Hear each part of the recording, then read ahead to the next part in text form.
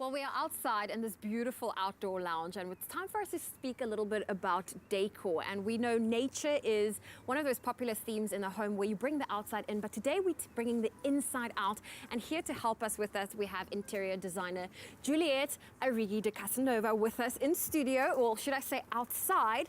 And it's all about bringing the inside outside. I love that. Good morning. Exactly. Morning. Well, okay, where do we start? Because I think that is how do we bring the inside out? Yeah, absolutely. So what we found is, so obviously we're all very excited for summer. We all want to get outside. Yes. Some of us are fortunate enough to have pools. Some of us have got space, which is a huge thing, to create this outdoor lounge area. So basically the trend that we're seeing at the moment is to take things from outside, from inside and bring them outside. And it's all easy if you have the right materials, if they're all sort of weatherproof, and you can literally create an outdoor lounge. So you don't just have to go to the garden section when you go to a furniture store anymore. Yeah. So, and you mentioned some of the trends at the moment is bringing what you have inside out, given you know that the material is suitable for outdoor spaces. What are some of the trends that we are seeing? Okay, so something that's very clever is being able to create an outdoor space, a lounge that's outside, is to have pieces that look like they belong in a lounge inside, but the only thing you have to change is the material. Okay. So if you have a couch that's inside, that's got a wooden frame or a metal frame, all you have to do is make sure that that's got a treatment on it and reupholster it in a fabric that can be outside. But I'm pretty it's that sure, simple. Yeah, I'm pretty sure stores right now are catering for people that want to Absolutely, use their furniture pieces for both inside and outside. Amazing stores like Block & Chisel, a lot of this is from them. They've got an incredible selection of all sorts of furniture that can be outside. Things like these ceramic stools are great because you can have this inside with absolutely no problem. It's another surface area. They're nice to sort of move around, and of course then you can have it outside as well because this is weatherproof. Yes. It's that sort of material, like concrete, for example, which is very on trend. You can have concrete stools that you move from both inside and outside, and they're just practical. And they come in a million different shapes and sizes and colors and patterns and all that, and so it's great to play with. Is there a current like a color palette for your outdoor living space? There actually is. I read online that actually one of the color schemes that's like really big at the moment that we'll probably be getting this summer is your hot colors. So not at all what we're dealing with here, which is all blue and white, but this is a classic. Yes. Blue and white, you can never go wrong. Black and white, you can never go wrong. Those are always good sort of starting points. But yeah, hot colors like your sort of terracottas and your pinks and your tangerine, that's all going to be coming, which is obviously great for summer. I think I can only imagine flamingos involved with that, and palm trees and pineapples. And tropical is just fun.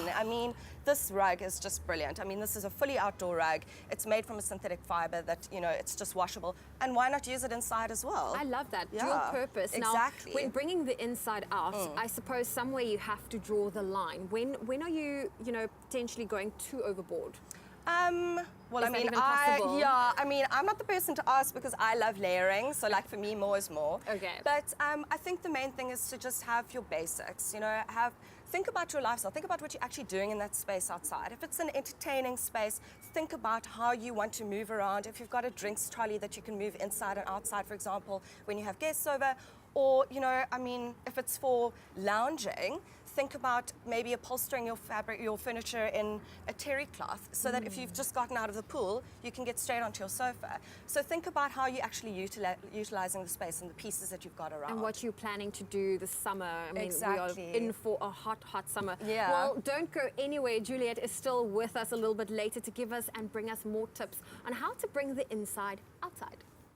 It's my feel-good breakfast show.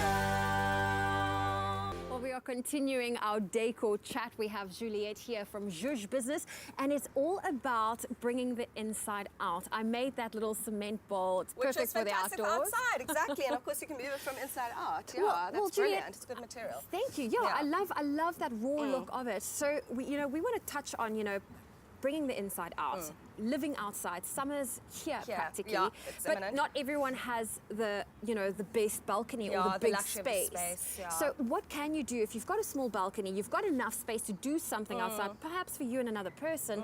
How can you bring the inside out? Well, for me personally, I've got a very small balcony. So all I have is 2 dining chairs that can actually go from inside outside. So I've got quite a small apartment. So when I entertain, I can bring those 2 chairs in and they fit in perfectly, and they're just a plain sort of classic white, simple.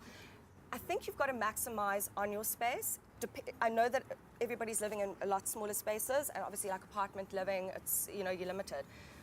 But you've got to think about having furniture that is multifunctional. That is the most important thing. So for me, I've got 2 little stools, also fully outdoor, that I can move in and out. But the way that they are positioned, the way that they're shaped and formed, is that they can be seats, but they can also be another surface area. Okay. So I can use them as like little stools, little tables. So I think that's kind of the trick. I love that you say multi-purpose. Now, what are some of your absolute no-nos when it comes to decorating your outdoor living space? So now we've got to get onto the technical side of things, because a no-no would be using natural fabrics, using things that cannot actually resist weather, and be very conscious of your materials that you use. So, I mean, this outdoor rug is made from a synthetic fiber where you can use it outside. You know, things like throws, you can have them outside and then just take them back in. But for me, a no-no would be not considering the actual materials. So not only the fabrics and the textiles, but also the frame of things. Make sure, be aware when you go shopping for these things for outside. Go into the store and ask questions. Say, is this fully outdoor, and explain your space, whether it's covered. They'll always ask you, is it a covered veranda? Is it going to be fully exposed to the elements? Consider those things, because otherwise you're going to deal with faded fabrics and, you know, wood that starts looking terrible and weathered, and not in a good, shabby, chic way, in a bad way. Well, I was actually going to ask you, you know, what's the best way to look after everything, especially with, you know, the sun's going to be out, so not everyone always has, you know, a covering. I think, you know, there's some very clever ways where you can still remain stylish. So if you had, for example, a piece like that lounger chair that wasn't fully outdoor, but you really loved it and you wanted to keep it outside, you can actually get things made like covers that, and it sounds awful, but like sheer plastic, for example. But if you do it in a stylish way where you get a zip made and it's form-fitting, then it's easy to just sort of maneuver things around and cover them and make sure that they're all okay. Okay, well, Juliette, thank you so much for joining us, for showing us all of these beautiful things. Where can people find you online to keep being inspired? So my handle on Instagram is Juj Living, Juj Living, one word.